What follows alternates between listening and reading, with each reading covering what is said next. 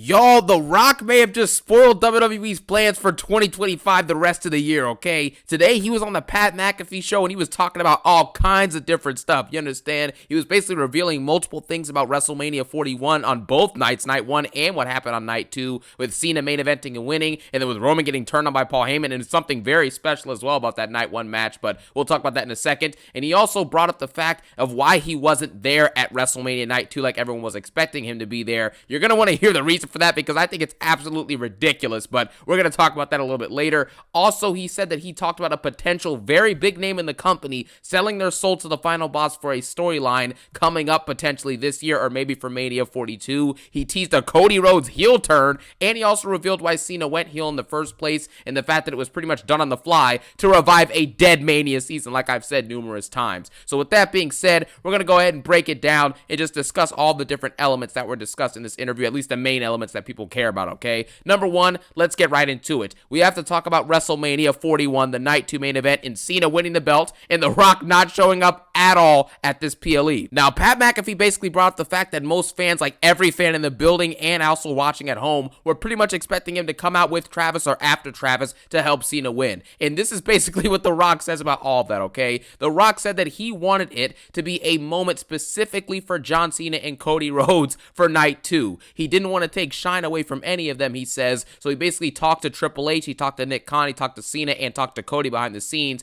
and basically said, I'm going to bow back and take a seat back while you guys go out there and crush it and kill it. And I don't want there to be any other, The Rock also brought up this, dude, this is where it gets funny. The Rock said he had other obligations as well, so he didn't want to impede on any of those by showing up at Mania. So basically, he said a mixture of things. It boils down to the fact that he probably couldn't be there because of his other obligations, and the fact that, he probably did want it to be a moment for Cody and Cena maybe as well, so he had to take a step back. And then he also brings up this, though, he did say that if he was in control of creative of how they actually got to the point of Cena winning his 17th championship, he said that he would have done it differently than what Triple H and what the bookers and all the, the people, he said a lot of people in the creative room writing and doing it all, he said he would have done the ending to WrestleMania 41 in a completely different way, or at least in a different way in a sense of like how they got to Cena actually winning that match with the belt and the hitting and all that stuff, and Travis got involved. He said he would have booked it differently. And that honestly begs the question, what exactly does that mean? You know what I'm saying? Like, what is the final boss? How would that have played out if The Rock was the one in control of the storyline?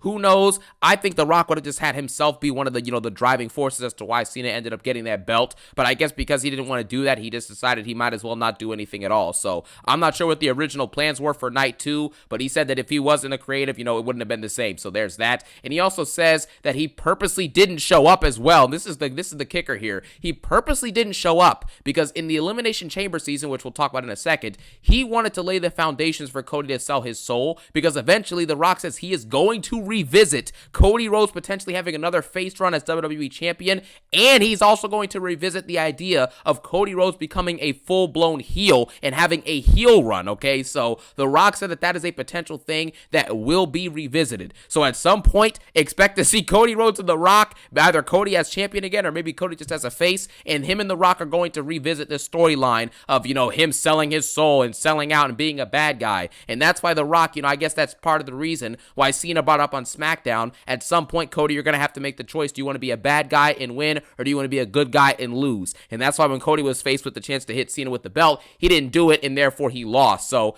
I see now kind of the vision. This is all excuses, though. Let's be honest here. The Mania 41 main event was absolute garbage in ring. It's good that Cena won, but like The Rock is holding on to this story thread of selling your soul, when in reality, what should have happened is Cody should have hit Cena in the head. I mean, Cena embarrassed him at the Chamber. It beat him up in front of everybody, and we have to now pretend like that's just okay, so that Cody doesn't, Cody chooses not to hit Cena with the belt, and then he loses because of it. It's kind of stupid when you think about it like that, but, it is what it is. But apparently, we might be getting a Cody heel run and a potential another run of Cody as face, as WWE champion, and I have to say, I don't ever want to see Cody Rhodes as WWE champion ever again after that garbage title reign that we just endured that went nowhere and had 10 title defenses in 1 year. I don't want to ever endure that again. So hopefully that's not what happens. I hope that Cody just full-blown goes heel and we'll deal with it from there. With that being said, I respect you, I love you, I need you, and I can't stop thinking about Punk. Anyways, on to the next point. He basically then revealed that Triple H and Nick Khan and the heads of TKO and WWE saw that the Elimination Chamber tickets were not selling well, okay, and that in the Mania season, there wasn't that much hype and intrigue. Surprise, surprise. I've been saying this, not surprised at this at all. But he basically said that they needed a reason for fans to tune into this Mania season, and they needed a reason for fans to tune in heavily to the Elimination Chamber, which is the next big step to WrestleMania 41. And because of that, The Rock had to think of something on the fly, as he's literally describing it. He said he had to think of something, and he came up with the idea of The Rock, the final boss character, wanting people's souls. He doesn't want money, he doesn't want belts, he doesn't want any of that stuff. So he came up with the idea on the fly, literally a week before that SmackDown he showed up, or a few days before it, to have Cody come out there and them discuss Cody potentially selling his soul as WWE champion. And that's how we eventually got to the point where Triple H actually came up with the idea for John Cena to be the one to turn heel rather than Cody, because Cody didn't want to turn heel behind the scenes. That's just what it is. And Triple H didn't want it either. So they actually ended up going with the direction of John Cena doing the swerve and turning heel at the Elimination Chamber, which is a move that was admittedly, now we can fully admit that it was done for desperation, and it was done for shock factor to revive a Mania season and to get fans to actually tune in, because Mania season was dead and it continued to die out even more afterwards. So there's the facts in front of your face. It's very interesting to me how every single thing behind the scenes for this Mania season,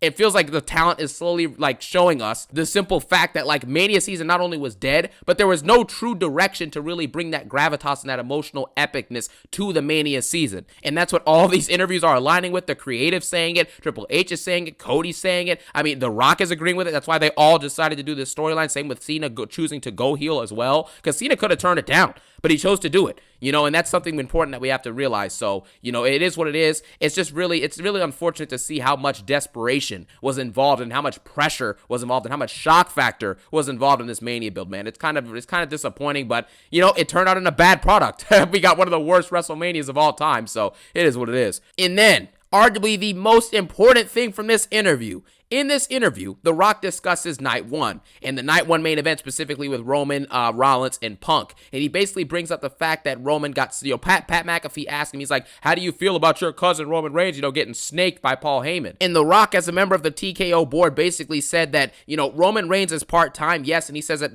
part of the fans, like, complaining that he's part-time and stuff like that. He said that behind the scenes, it actually fuels Roman Reigns to put on these epic and, crazy performances at these big-time PLEs. And he says that even though Roman is part-time, he still is carrying the company. So those are words from TKO and WWE themselves, not from me. So, I am a Roman Glazer, but I mean, we are seeing the truth and people are saying it themselves, but that's not the point. Then he brings up the fact that Seth Rollins is the Superman of WWE, just like he was at Mania 40. The Rock brings up what he did last year, in the tag team feud with Rollins and Cody with, Rock and Roman for the Mania 40 build and all that stuff, and he calls him that. And then a little bit further on in the interview, The Rock refers to a conversation he had with a guy in the build up to WrestleMania 41 and, around the time of the actual weekend we just had. And he basically says that, the person who he would consider his buddy, who he refers to as the Superman of WWE, so he doesn't call Rollins by name, but he previously mentioned that Rollins is the Superman of WWE. That's what they call him. And then he reveals that person, WWE Superman, texted him and said that they're open to selling their soul to the final boss, which reveals that Seth Rollins could likely end up doing a storyline either by Mania 42 or for some point at this year, in which Seth Rollins could eventually sell out his soul to The Rock and then become the next WWE champion after Cena's done, or maybe he takes the belt from Cena and The Rock turns on Cena, or maybe something happens with Cody, whatever, in order for Seth Rollins to become the next WWE champion and become The Rock's champion, okay? And by the end of this year, or by Mania 42, you could have Seth Rollins being in a big faction with Braun Breaker, Paul Heyman, and The Rock, you know what I'm saying, as the WWE champion of the company and as that official #1 guy with Paul Heyman by his side. So that is a storyline that was teased inside of this interview, and it was brought up about behind the scenes what's potentially being said and what they're working towards. So all in all, there are some really cool ideas that are discussed with this. I mean, there could be some interesting and awesome plot lines and story threads that they could build for the rest of this year, but it all just depends on whether The Rock is going to show up or not, what he wants to contribute, how often he can can show up and when the next time is that he will be there and what he will be doing. So it's all going to hopefully connect, allegedly. We all know that that's not going to happen. Like, let's be honest with ourselves. 90% of the stuff that we just discussed, the potential ideas, out of that, like 90%, let's say 100% of those ideas, maybe 40% of them will actually take place. The only one that will legitimately be possible is probably the fact that Cody will eventually turn heel and the fact that Rollins could eventually become WWE champion. That's really it. Everything else is already proven facts about this Mania build that we already knew. You know what I'm saying? So it is what it is. But these are interesting ideas. I am kind of more excited now to see how things unfold the rest of this year, because with this faction and The Rock teasing, he's been talking to Seth Rollins, he's been talking to Cena, he's been talking to Cody. It builds like a whole umbrella where The Rock has his palm on everything, which fits the final boss character. You know, you have control over everything. You are the head guy in charge. You know what I mean? You have your hand, you have your control over everything that takes place inside of the company. So I think it could be very interesting and awesome to explore, but it all depends on if The Rock is going to show up and give us something great to remember and something epic like he did for the Mania 40 build. Now, with that being said, that's going to wrap it up for this video. Let me know your thoughts on what The Rock is doing behind the scenes, what The Rock is cooking, and if you smell what C-Jax is cooking, enjoy the ride that I'm taking you on. And I thank you guys for watching. Have a phenomenal day. Peace out and one love.